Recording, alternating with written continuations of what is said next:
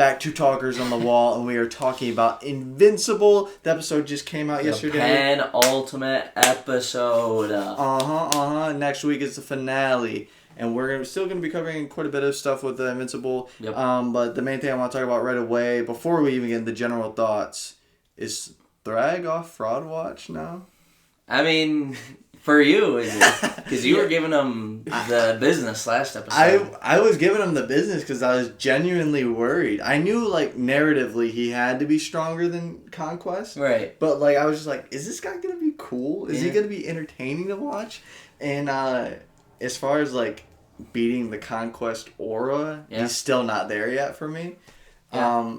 It's a different aura for sure. Yeah, it's like he's narratively stronger. Yeah. But Conquest, I just think, is a better villain. As of right now. As of the day of this recording, April 17th, 2026. 16th. Is it? Oh, yeah, it is the 16th. Well, if you're watching this on the 17th. Yeah. We just dated it. Yeah. But, yeah, no, I think he's off Fraud Watch because narratively he has to be. Yeah. But am I going to sit around and just act like Thrag is cooler than Season 1 Omni-Man, Season 3 Conquest? Nah. He's better than Angstrom. I'll give him that. Yeah. You should... Never mind.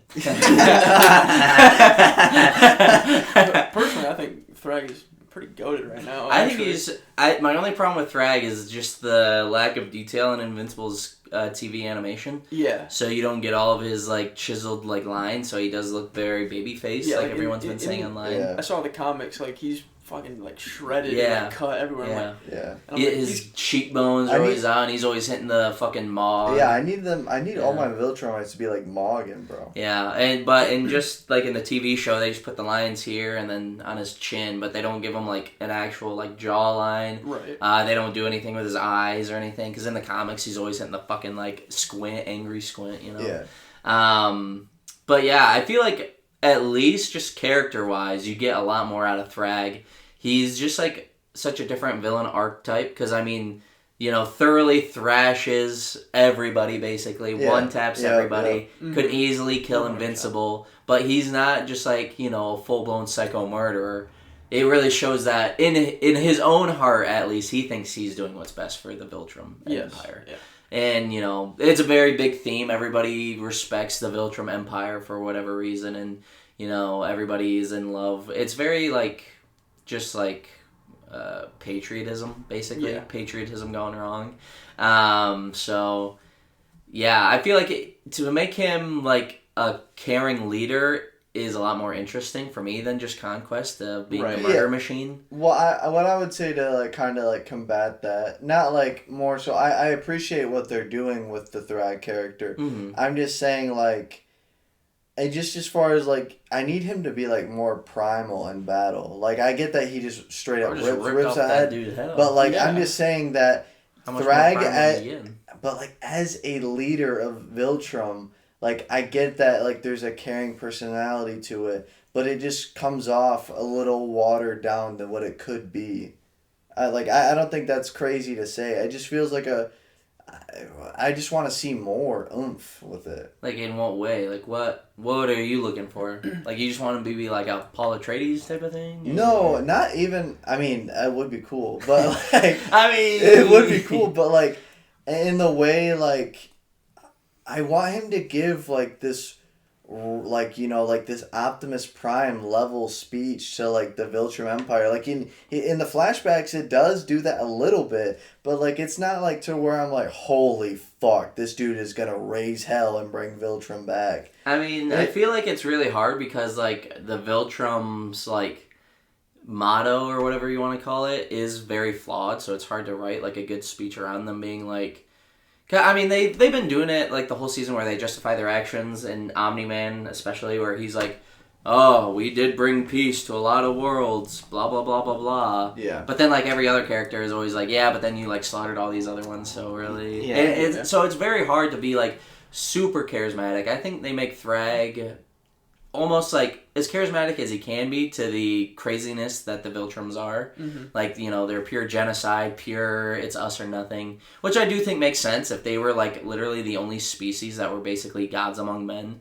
it makes sense that they would just want to rule everything, very similar to how the real world is. But also, I think what's interesting about Thrag is that, he had a little bit more compassion in the past when Argyle was like, hey, if you think Thetis is going to be a problem, go get him, And then he's like, it's probably fine. He's just voicing a different opinion. Right. And then turns around, the guy that he could have gone and killed, kills Argyle and destroys the Empire.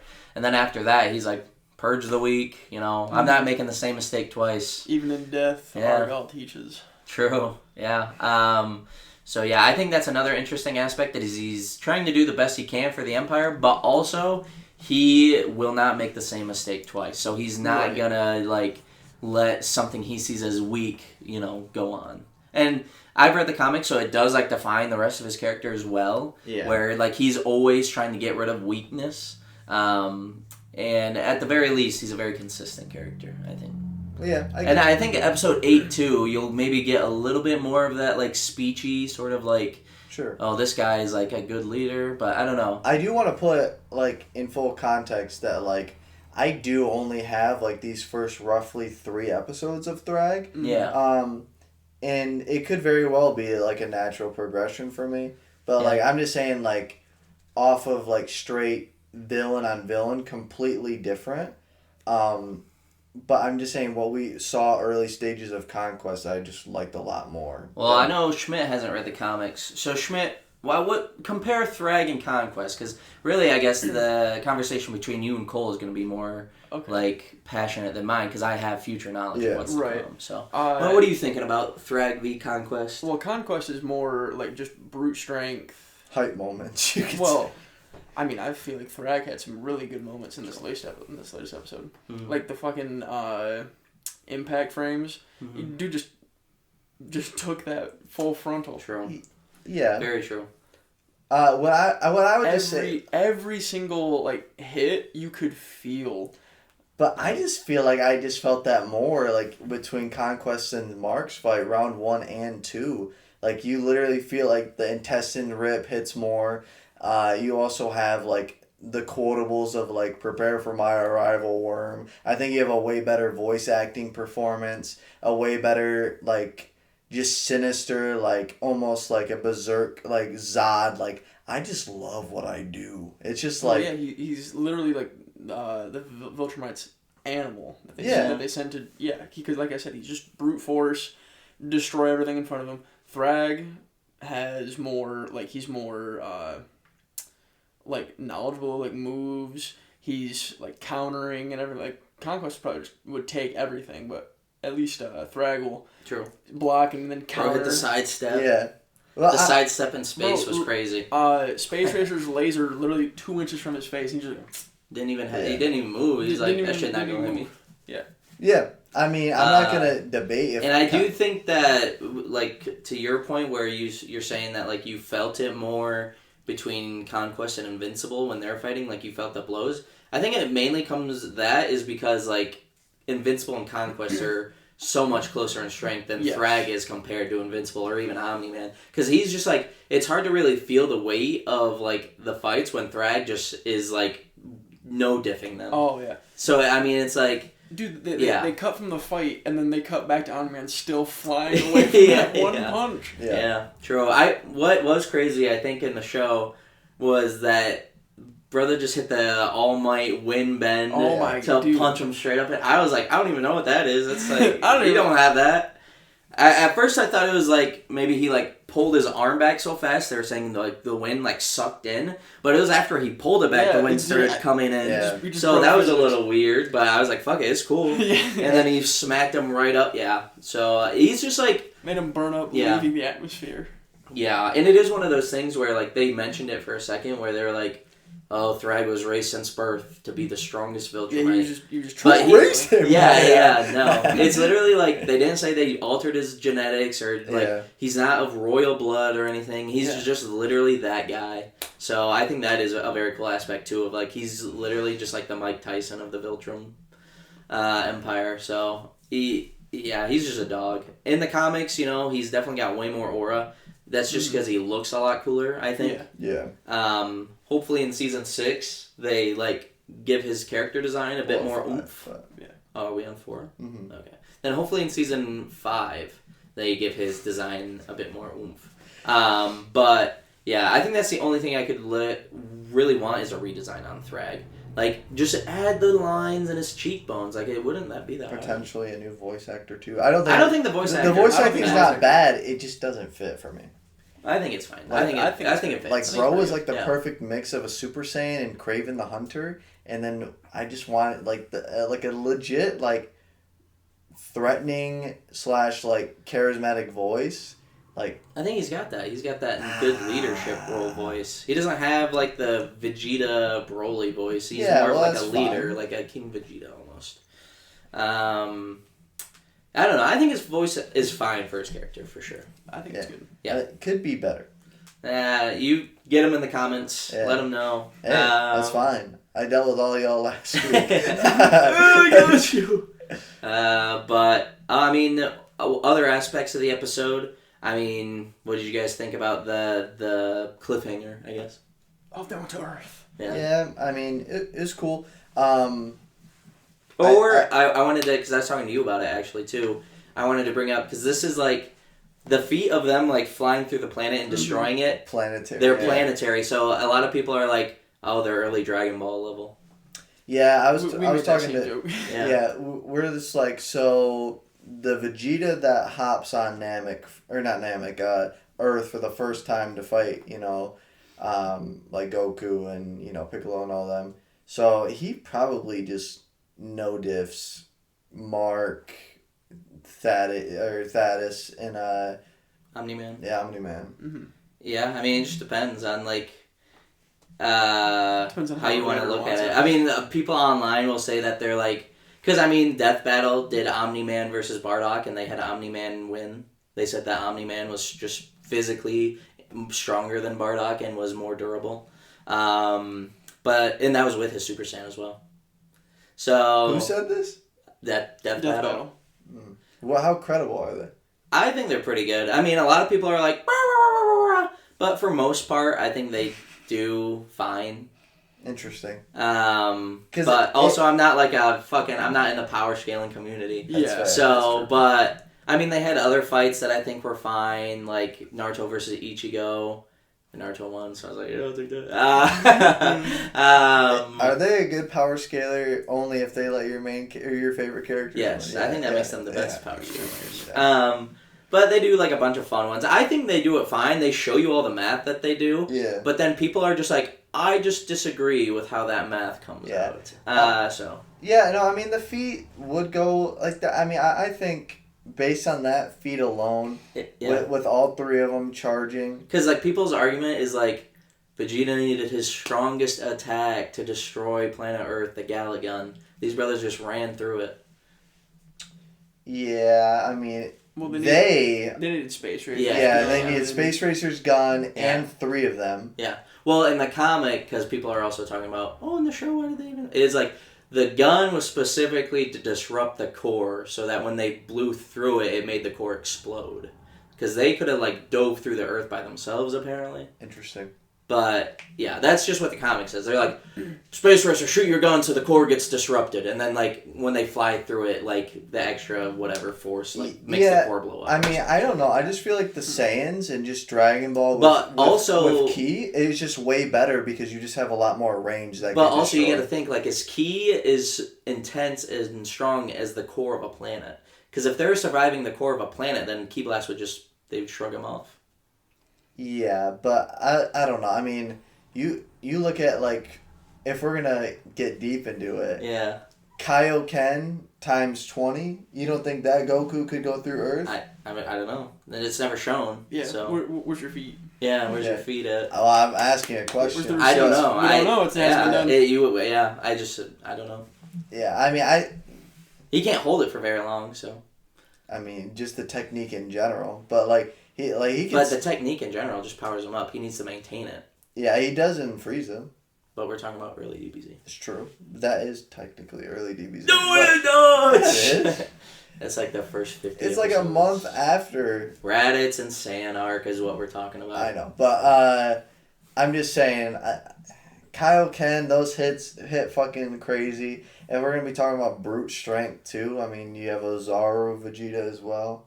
Like, because he pulls up on Earth with the tail. So it's like, are those brothers really taking that? I don't know. I think probably if, in the sense of, if Mark and crew replaced like Krillin, Gohan, Piccolo, and Goku's like still dead, and then Vegeta and Nappa show up, I still think Vegeta and Nappa win. I don't know. Because like you can't just hit that. Because even if they destroy the planet, the Viltrumites can still fight. Yeah, I mean Saiyans can still fight in space. I know, but that's like a lot of people's like argument for like other battles. So like even if they were completely in space, or I don't know, it's tough. I don't think... Didn't change a thing. No, I'm just saying, like, because most people, like, say if you said, like, One Punch Man, they're like, well, what is he going to do if he blows up the planet? Like, that's people's argument all the time. So, like, you can't just resort to, well, they destroy the planet and win, because the Viltrumites can live without the planet. Oh, I just think that... I just don't know if they're stronger, like, physically stronger. Like, all their feats come from, like, their blasts. True, in a sense, but I'll just bring up Ozaru. I don't even know. The monkey? The monkey. Yeah. I mean, they take out, like, what are they called? Kaijus all the time, though.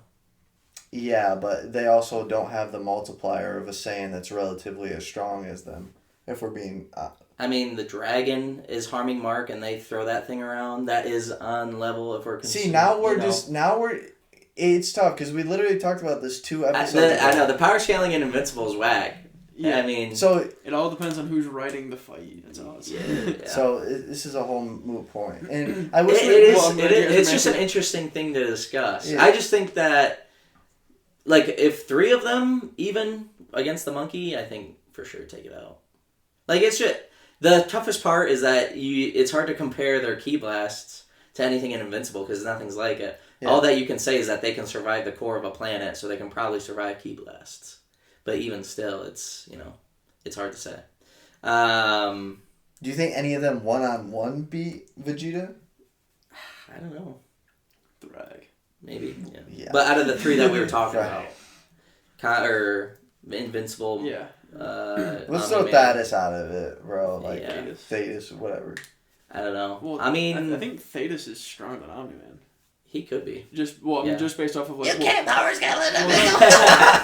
No, it's like based on like age, isn't it? Like the older they are... Well, that's what they say, but Thrag isn't older than he was raised differently. Yeah. Like, it's so hard with Invincible. It's fun to have these conversations, but because Invincible's power scaling is so ass, it's very difficult. But it's not ass, it's just different. No, it's ass, bro. I think that they could compare... My final take is I think the Viltrumites, Mark and Omni-Man, and whoever else could compare to early Dragon Ball Z. I do think that is believable in my eyes. Yeah, I think that's... I think they compare. I don't think it'd be an easy fight, but... But you let us know in the comments. Yeah. We kind of went off on a tangent. I mean, to be fair, with this whole episode is just basically... punch in space. Yeah. And then Thrag backstory. A couple of things is that like Battle Beast. Yeah, I was just going to bring him up about Battle Beast. What did you have to say about Battle Beast? I think he might be on Fraud Watch. Yeah, he might be on Fraud Watch. Oh yes, I'm going to more. No. Just flung hit him with like the Madara. Not now. Or also, the Hashirama. Yeah. Also, I think Battle Beast is dead now, unless he landed on his home planet after he was flung. Well, even when he was lost in space before, remember? He was just frozen. And then they thawed him out, and he was like, where are the Viltrumites? He just can't fly. So he's like nerfed, basically. I guess if he can't die, then he'll be alright. Yeah. Well, like just before in season 2, he like got lost in space. Yeah, and then they found him in season 3, and they're like, he's still alive. But other than that, fucking Speed Racer. I mean... Space Racer. Speed Racer. Everybody, I think, other than the Viltrumites, probably should be on Fraud Watch.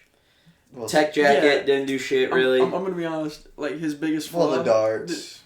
That's not her. That's true. I mean, she was shooting them. She was shooting the darts, but anyone could do that. That man is only as good as this guy. I mean, hey, that first scene was pretty pretty crazy. Shot one. True. Get him, Alan. Boom. Oh my! Do that again. True. Why they should have made that just like a sword or something, like a knife, because she kept fucking missing. I was like, just stab them, just fly up and stab them. Yeah, they specialize in melee combat. They're not gonna fly away from you. I honestly thought that, like last one, like it would come into play. Yeah, but the one that she missed. Yeah, no. But yeah, I mean, just fun fight scenes. Oliver is just the most useless character right now. I honestly thought he'd be better after he trained for 2 months with Omni, man. Hey, whatever you do, don't try to 1v1 Thrag. I won't. 2 seconds in. Yeah! He reminds me of, this is going to be a niche reference only for these two, but he reminds me of Gray. Oliver does. That's true. Yeah. Dude, especially after the last one. Yeah. But, I mean, low-key, I wanted the fighting to be a little bit better animated in this episode. It's like, it's also like, you literally have the same fighting style map. Yeah. They just copy and pasted it. Yeah. Just add in Thrag. Yeah. I mean, it's just like heavyweight boxing, like boom, boom, boom, boom. And they don't even do any of like the cool like Superman stuff where they did it a little bit at the very end where he like punches, flies, punches. They did that a tiny bit, but I did like it wasn't on the level of Conquest v Invincible for sure. Yeah. No. They had like 2 cool moments, which was the power up uppercut, and then him punching Thrag in the face with the impact frames. Yeah, but even like. It just still doesn't compare to the Conquest. That was the whole budget right there. Yeah. So it is unfortunate because I don't think there's a major fight as far as I can remember in episode 8. I think it's all story. But we'll see. There might be one I'm forgetting when they get back to Earth. Yeah. I'd say we didn't even go into it because we just went straight into Thrag, but we can go general thoughts to kind of round it up. Yeah. I mean, I think for me, very consistent. Yeah. About another 7.5 for me. Yeah, I think I'd give this episode I'd give it an 8. I'd give it an 8 too. I like this one actually. 8.2 or 8 also? 8.2. Okay. Yeah. Because like the way I kind of rank things is like when I get to 8, it's great. Yeah, and then like 7.5 is like good. Past 7.5 is super good. Yeah. Well, I don't do points, so. Yeah. My 5 is average, 6 is slightly above average, 7 is above average, and then slightly above average, you know. You know what I'm saying? There's like above average, and then there's like that next level. Yeah. And then there's 9s and 10s, which are just greatness, you know. Mm-hmm. Yeah, I mean, for me, 8, I'm ready for the last episode. It's crazy that it's already been 7 weeks, though. Yeah. Like, it feels like it's flown by, or it's been less than that. So, first 3, 4... 5, 6, 7, so 8. So, wait, what? Is that right? Because this was all 1, 2, 3, 4, 5, 6. So 6 weeks. It's crazy. It's been 6 weeks already. Mm-hmm. So. Yeah. I mean, that's all I got. Yeah. Smith? I mean, general thoughts. Cool. Yeah. All right. Peace out, everyone.